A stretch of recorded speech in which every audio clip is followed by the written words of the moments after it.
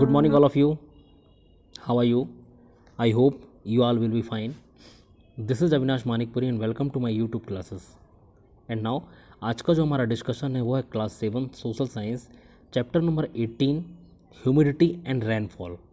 ठीक है कि यहाँ पर दो वर्ड्स हैं, ह्यूमिडिटी एंड रेनफॉल. इसका मतलब सबसे पहले आपको समझना पड़ेगा कि ह्यूमिडिटी क्या होता है एंड रेनफॉल क्या होता है. ठीक है, ह्यूमिडिटी को हम आर्द्रता बोलते हैं.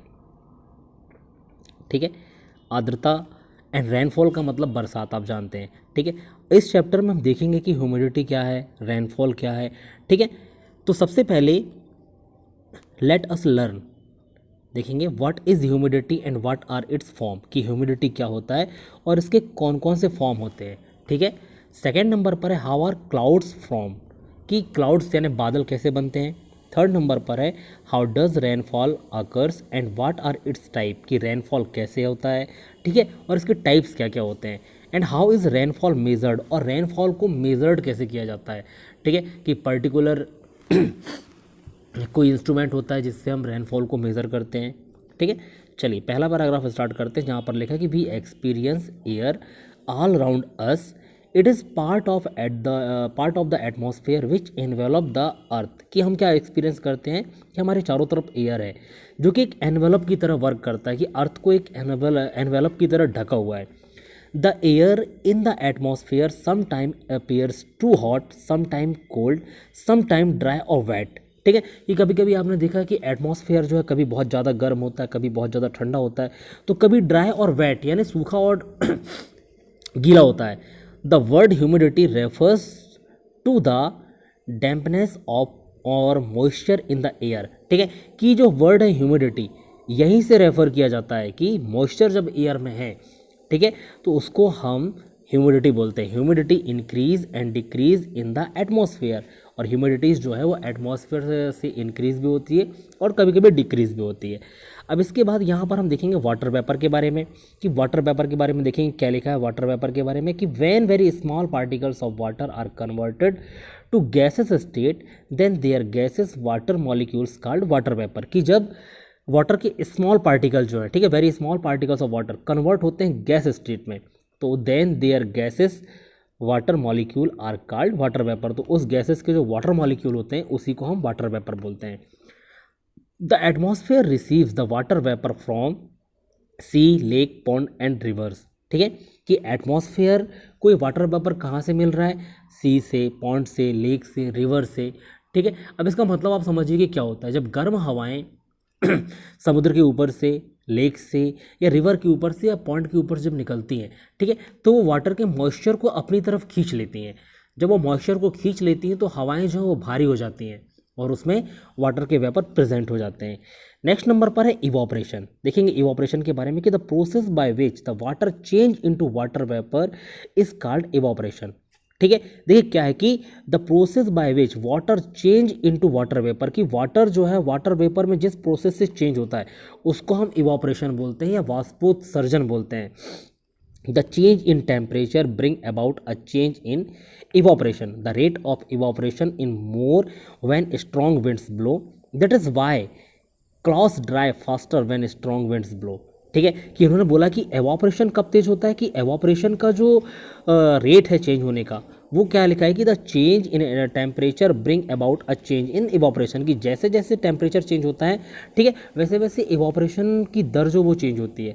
The rate of evaporation is more when strong wind below, कि जब तेज हवाएं चलती हैं, ठीक है, तो एवापोरेशन की जो प्रोसेस है वो काफ़ी तेज़ होती है. इसलिए आपने देखा है कि जो कपड़े हैं वो बहुत जल्दी सूख जाते हैं जब हवाएं तेज़ चलती हैं. ठीक है, नेक्स्ट नंबर पर है कंडेंसेशन.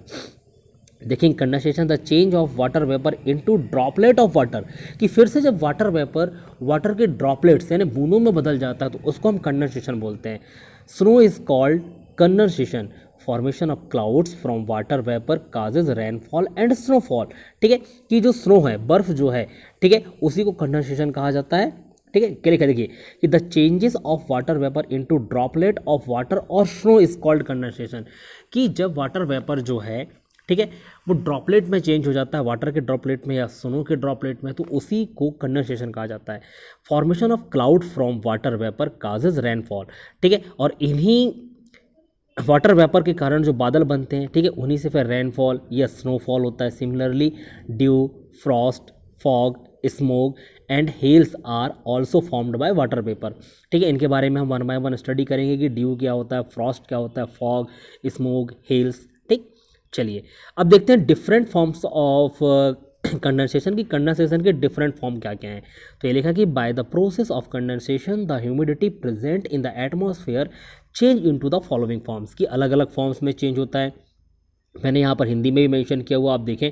सबसे पहले नंबर पर है ड्यू, जिसको हम ओस बोलते हैं। देखिए इसके बारे में क्या लिखा है कि वाटर वेपर और most air change into due on cooling during the night when the earth cools the air also cools down the water vapour present in the air on cooling condenses into dew drop and settle down on the surface of the अर्थ। ठीक है, कि water vapour क्या लिखा है कि most air, water vapour और जो moist air है, ठीक है, change into due on cooling, कि ये जब ठंडे होते हैं तो ये ड्यू में कन्वर्ट हो जाते हैं, खासकर रात में।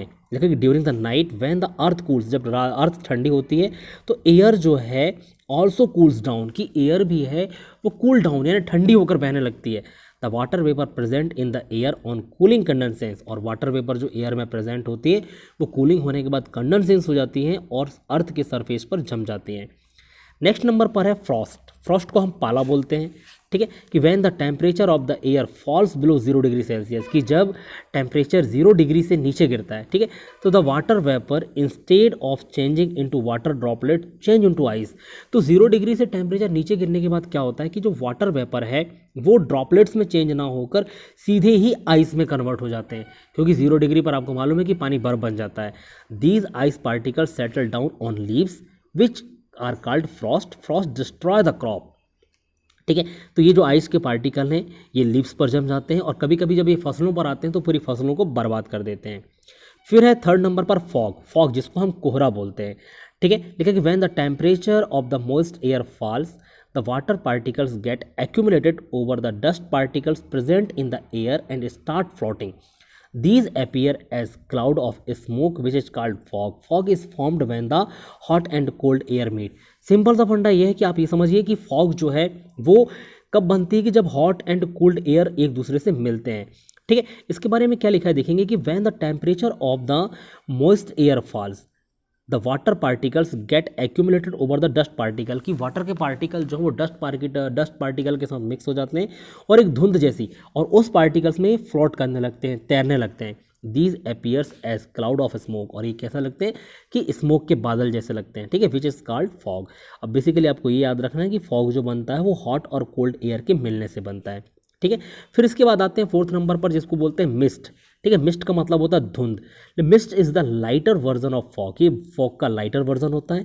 इन mist the water particles do not float in the air, mist appears as light smoke, कि इसमें क्या होता है कि जो वाटर के पार्टिकल्स होते हैं वो फ्लोट नहीं करते हैं एयर पे नहीं तैरते हैं। ठीक है, mist appears as light smoke, ये सिर्फ एक लाइट स्मोक होता है। The above mentioned form of humidity is found near the surface of earth. Now we will learn about other forms of humidity which are formed in the sky at higher altitude. ठीक है, इससे पहले जो हमने types